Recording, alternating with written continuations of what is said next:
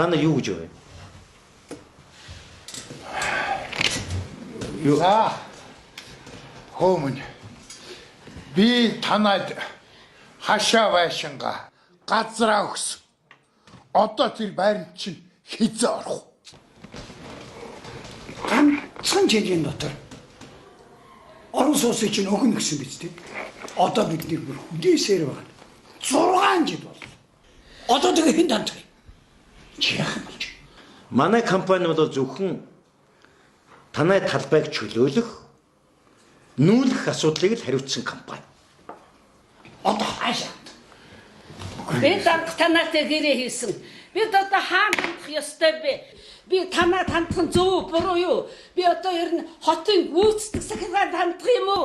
Аль тэр шүүхэд ч орох ёстой юм уу? Хэлээд өг. Би хэцүү байна. Уучлаарай. Та нар тайван байж.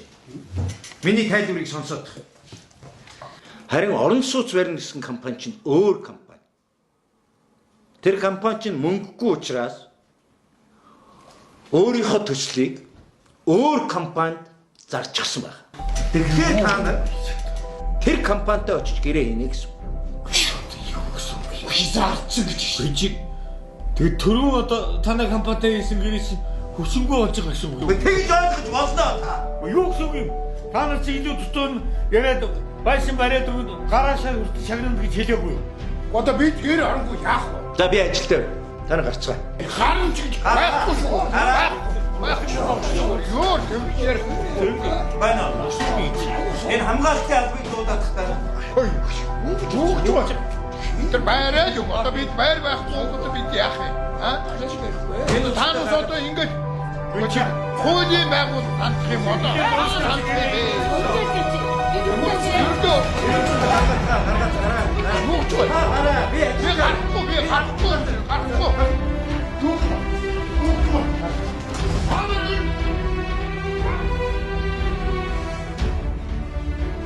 Зогс. Энэ барилгын компани хууль зөрчиж байна. Ямар ч хууль тогтоомж төслийн эрхийг бусдад шилжүүлэх, худалдан борлуулах талаар зохицуулаагүй. Харин төсөл хэрэгжүүлэгч төслөө хэрэгжүүлээгүй. Эсвэл хууль тогтоомжийг ноцтой зөрчсөн бол нийслэлийн засаг дарга батламжийг хүчингүй болгож төсөл хэрэгжүүлэгчийг дахин сонгон шалгаруулахаар хуульчилсан. Сонгон шалгаруулах ажиллагаанд иргэд бодиттой зөвлөдөх зарчим хэрэгжих ёстой учраас төсөл хэрэгжүүлэгчийн эрхийг худалдах, туслан гүйцэтгэгчээр газар чөлөөлөх тухай ойлголт байх боломжгүй. Дахин төлөвлөлтийн төсөлд хамрагдсан айл өрхүүд зөвхөн 3 талт гэрээ хийсний үндсэн дээр газраа чөлөөлж нүүн. За намайг нэмж өг гэдэг. Би газрын эзэн Баян зүрх мөртлийн захирлаар сүүлийн 5 жилийн хугацаанд бол ажиллаж байгаа. Үүнээс гадна нийслэлийн сонгон хайрхан чингэлтэй хаан урд үргүүд дээр явж байгаа дахин төлөлтийн иргэдэд бол мэдээлэл өгөх ажлыг хууль сурталчлах ажлыг бол мөн хийсээр байгаа.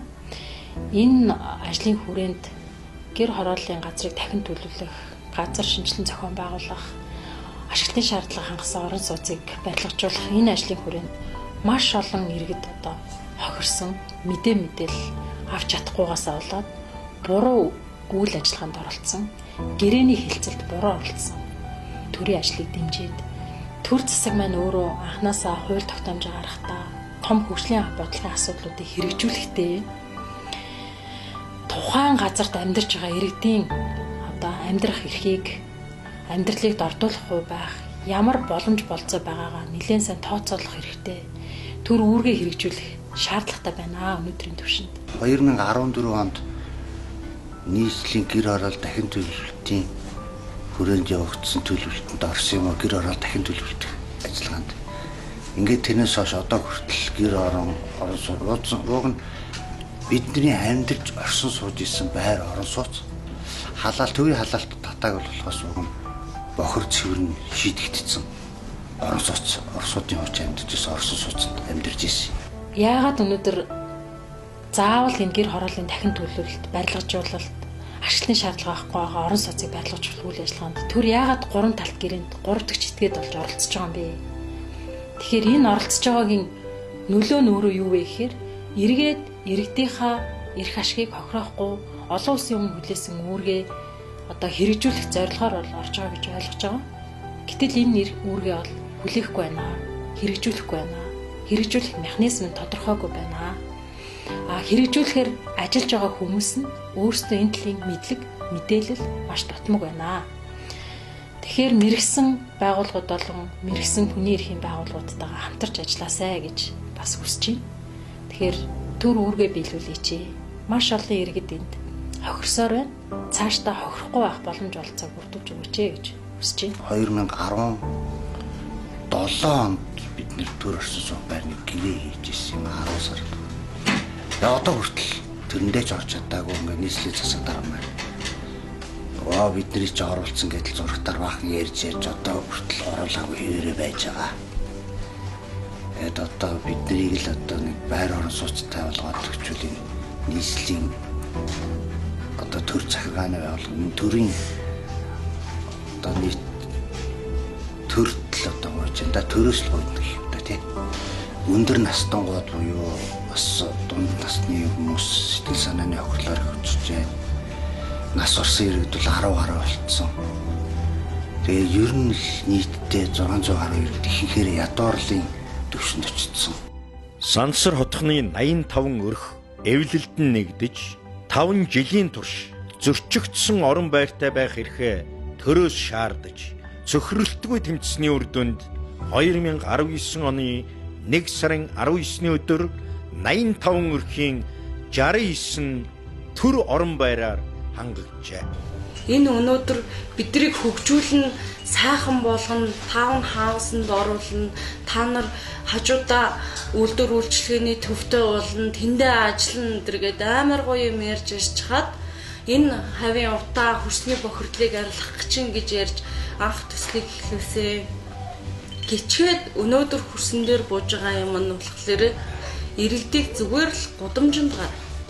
Манайх гэртээ 3 өрхийн гуруулангийнх нь хүрэн гэтэл бид нар нэг эндээс нүүлээ гэхэд энэ газраас нүүлээ гэхэд нэг айл нь арай ядан орон гэртээ болж чадаад бусд нь гудамжинд гарах хэмжээнд хүрчээд байна.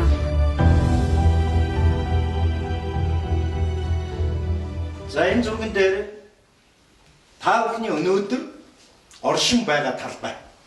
Танай энэ талбай дээр 2015 оны 1-р хагас гэхэд энэ зурган дээр байгаа шиг ийм хороол болох юм. 2015 оны 1-р хагасад ашиглалтанд орох.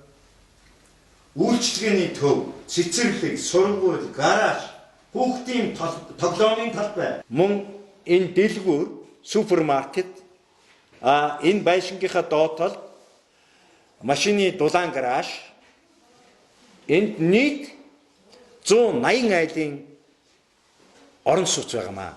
Хүмүүсийн хэрэгцээг нийцсэн Улаанбаатарт байхгүй ийм цогцлбор орон сууцыг бид танай энэ талбай дээр барих гэж байгаамаа. Тэгэхээр бидний ажил тусалж та бүхэн хоёр талын гэрээ байгуулад ингээд гэрээнийхаа дагуу та бүхэн газраа чөлөөлж өгөхгүй юу? Бидний ажилд ингэж туслахгүй юу гэж. Бид энэ барилгыг 2015-аас 5 оны 1-р хагаст одоо жишээлбэл барьж дуусгаж ашиглалтанд оруулна гэсэн. За асуулт байна уу? Танаас тэгэхээр квадрат метр талбайгаа яаж үнэлж байгаа юм? Хэдээр үнэлж байгаа юм? Тийм ээ. Манай компани бол хоёр талын гэрээ хийн. Танай газрын квадрат метрийг бид нар 80-аас 100 мянган төгрөгөөр одоо худалдаж авч байгаа гэсэн үг. Тэгэхээр та бүхэн талбай хэмжээгээрээ манай энэ баригдах энэ орон сууцнаас 1, 2, 3 өрөө байшинг одоо өөрсдөө сонгож авч болно. Дээр нь мөн бид нар бонустай нэг дулаан гараж дотор нэг машины гаражийг бид нар бэлэг болгож үнэгүй өгж байгаамаа. Машины зөксөө. Машины зөксөө.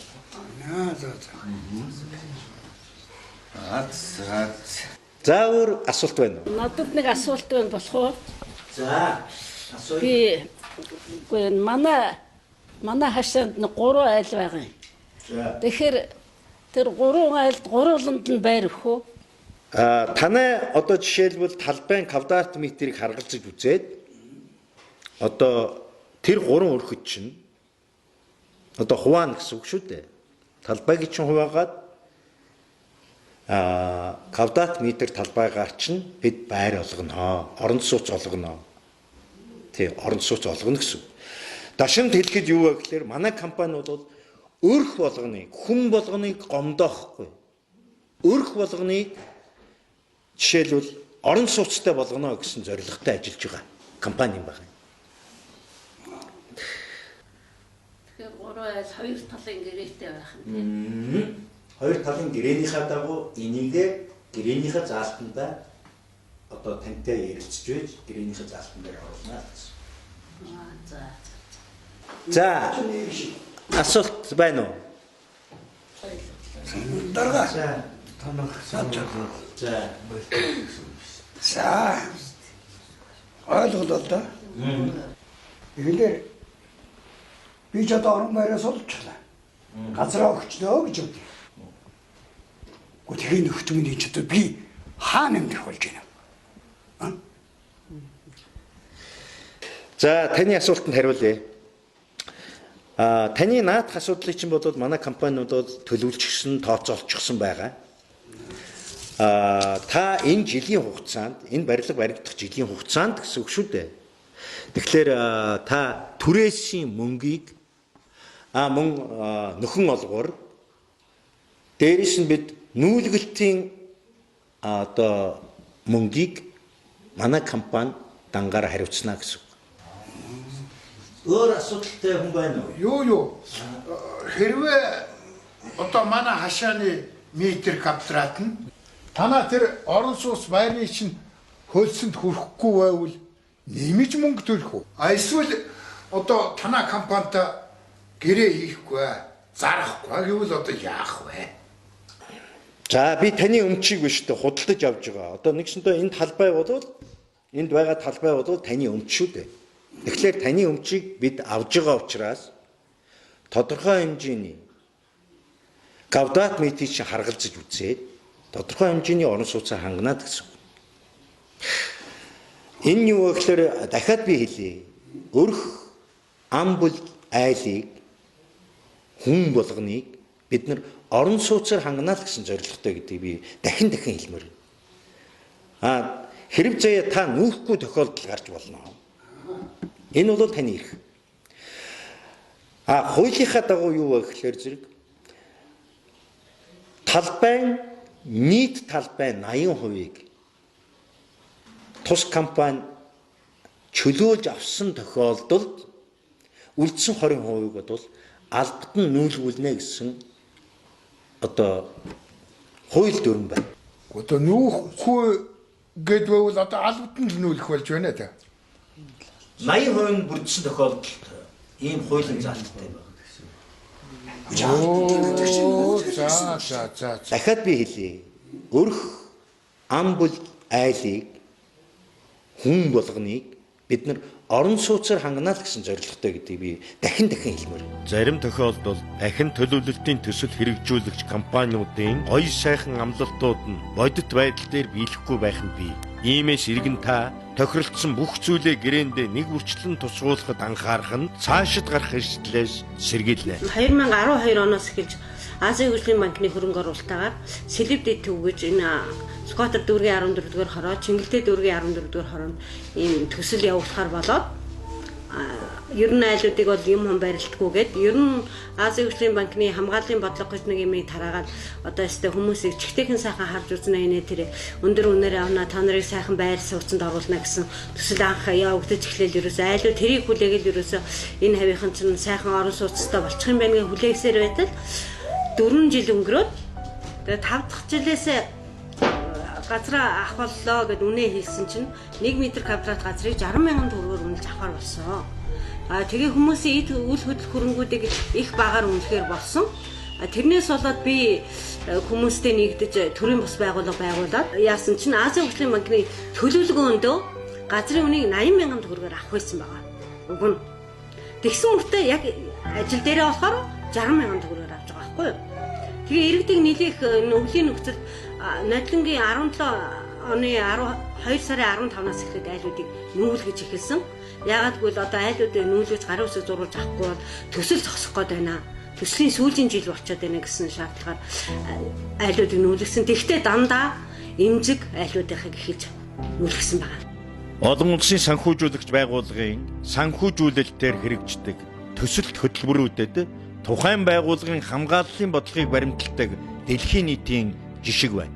Үүний дагуу иргэд эвлэлдэн нэгдэж эрхээ шаардсанаар зөрчигдсөн эрхээ сэргээлгэж чаджээ. Хэрв иргэн таны эрх зөрчигдвэл та хууль ёсны зохих газарт нь хандаж байгаарай.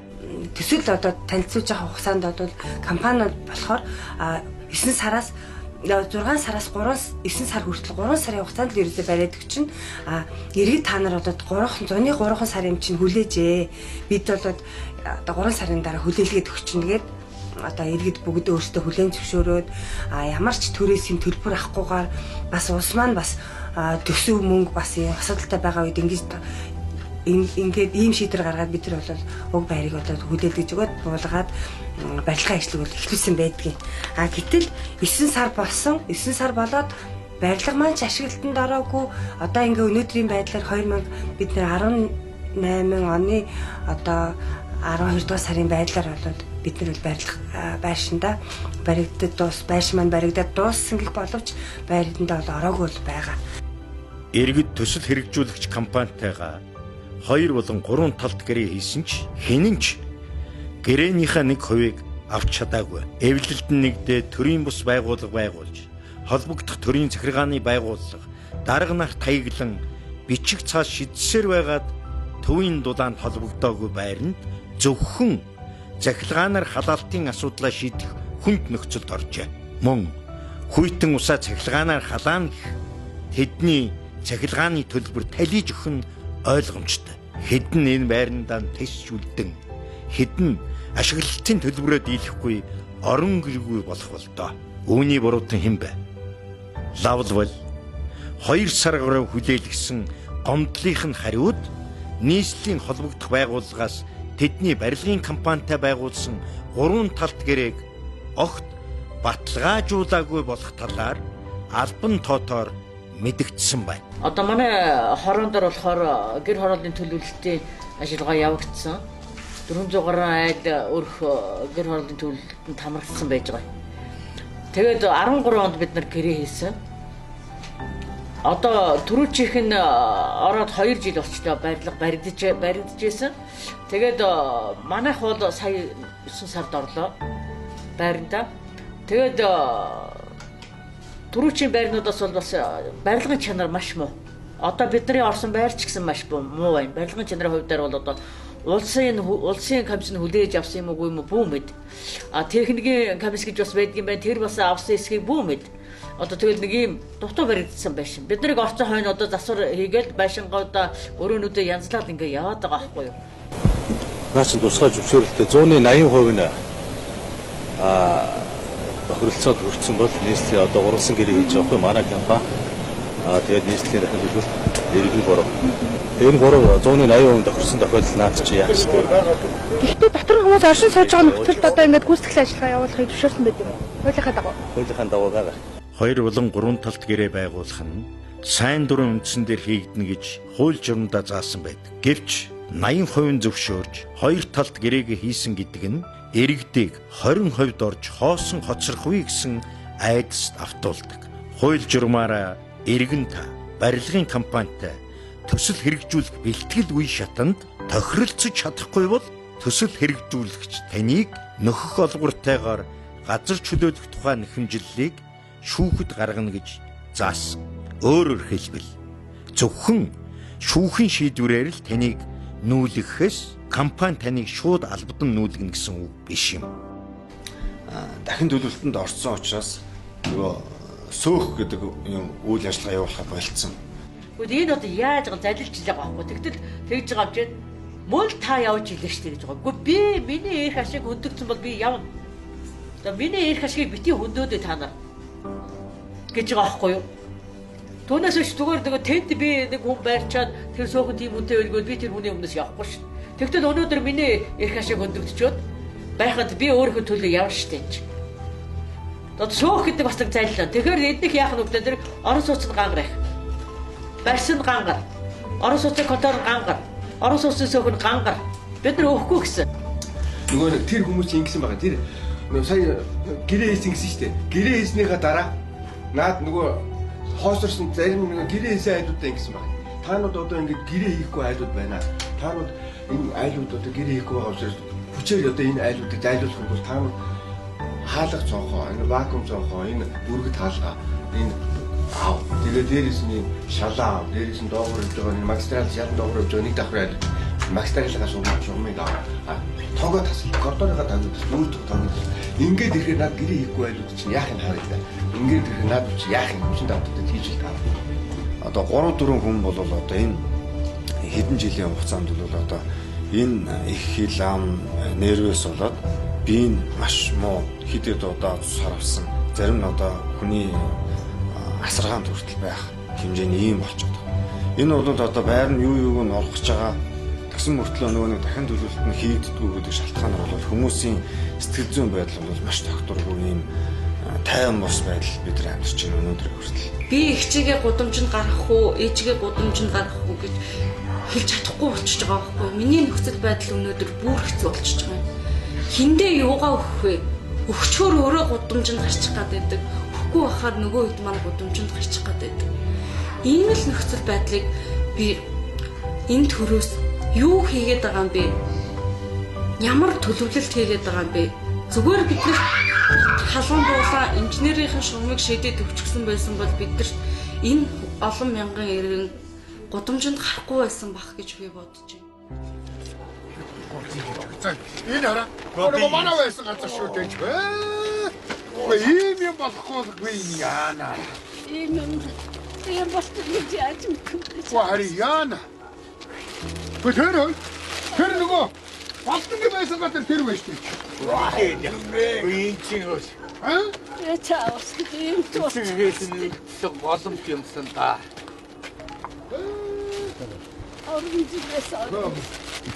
이거 너랑 아이치니 마지.